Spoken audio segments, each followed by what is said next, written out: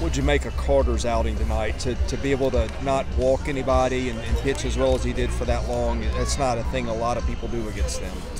No, it's not. And if you're going to be successful, that's what you got to do. I don't think solo home runs ever beat you, but they beat you when the addition of just extra bases occur. He didn't allow that, and that was really the difference. I mean, that's such a dangerous team. But Carter pitched really, really well. I thought he got down the hill well. He used all his pitches, just minimized damage the entire time, and he competes. You know, he's a throwback. He really is. I love the way he throws the baseball. With both Carter and Bryce having struggled last week, how good was it for them to both have bounce-back outings this week? You know, I think the thing about, if you're going to use the word struggle, which, I mean, I guess it's applicable to that, it's just the league. I mean, you just can't get too caught up in anything. I mean, I know fans get emotional about wins and losses, but the reality is this is a damn tough league, and it's a buzzsaw. And, you know, at times, I know you can look like your team can't play, and then there's other times where you think that you're a whole lot better than what you are. So you just got to stay very grounded and centered on what you're doing. But those two guys just pitch well. You know, it's playing at home, the comfort, I guess, of playing at home, and just being aggressive. Speaking of those two pitchers, Carter and Bryce, it feels like both of them have kind of incorporated their changeups more this year, and it's become more of a weapon for them. Have you seen that? Well, Bryce has always had a good changeup. I mean, that's really was one of the reasons we recruited him. But yeah, I mean, Carter, I think especially, is using it more. But it's a good pitch for the whole staff, and I know Brownie teaches it, but they probably hear me, every time I walked by Rocker when he was here, I just go change up. And he got so sick of it that he had to develop one, or I was just going to keep talking about it. Yeah, it's a good pitch. Speaking of home success, there's another home series win. You guys have struggled a little more away. What works so well at home, and how can you start to transfer that to the away series? I don't think there's any quick answer for that. I mean, I just think that, we've been fortunate to play well at home. We've played some good baseball on the road. If you take South Carolina and Texas A&M, it didn't look so good. But, all I can think about is the present, and that's where I am right now. I can't go back. I don't want to go back. I don't want to think about what happened last week. Otherwise, I'll have an aneurysm. How important was it to get the insurance runs in the eighth?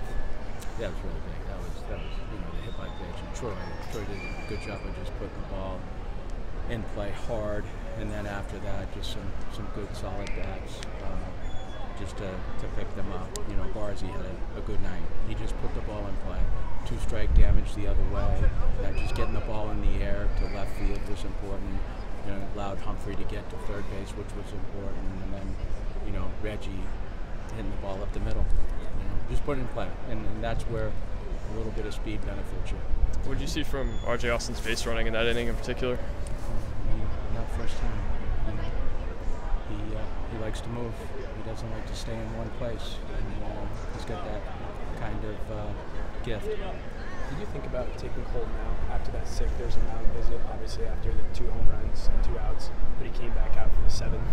Did you think about taking him out? Not really. I think that was the right matchup. He still had a lot left in his arm, and I think the thing about him too is he was throwing the ball with less effort, and I thought he had really good life down in the zone. Brownie and I were just talking about it. But no, I think once he got past the 7th, that was it. But it was pretty academic. He works quickly and gets sped up. He almost maybe could have gotten a pitch clock violation. Was that just a deliberate thing of, hey, let's slow this thing down and keep that from getting crazy given what just happened? Yeah, I think for him it is. I think he's been more cognizant of just seeing those moments and just being able to take a breath and give himself a little bit more time.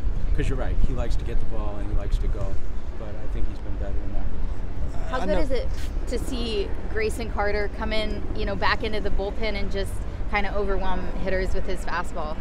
Well, I just like it for him. If he's confident there, which he seems to be, then I like it for him, because if it's good for him, it's good for our team.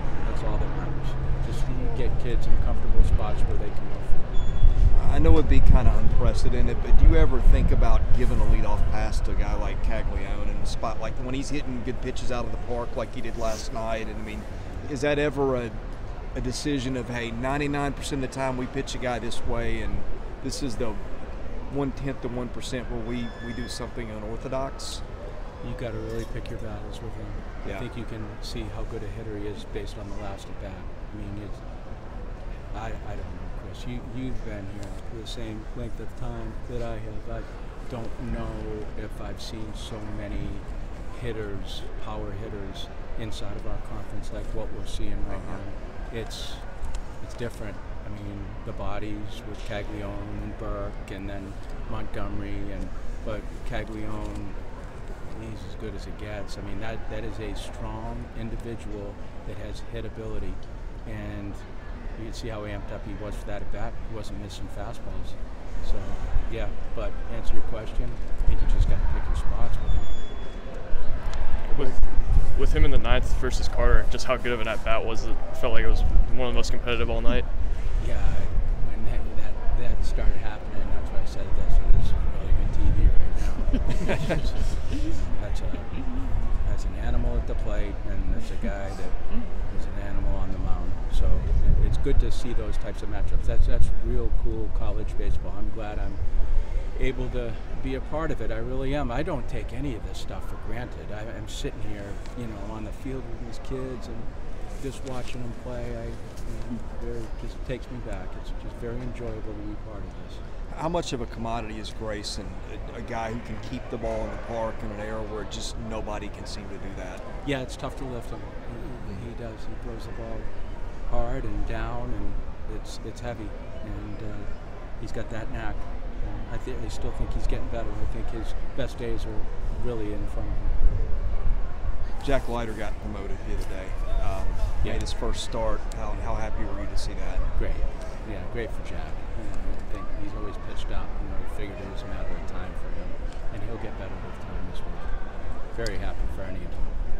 All right. Thanks, Thank you. everybody. Thank you. Thanks, Coach. Get another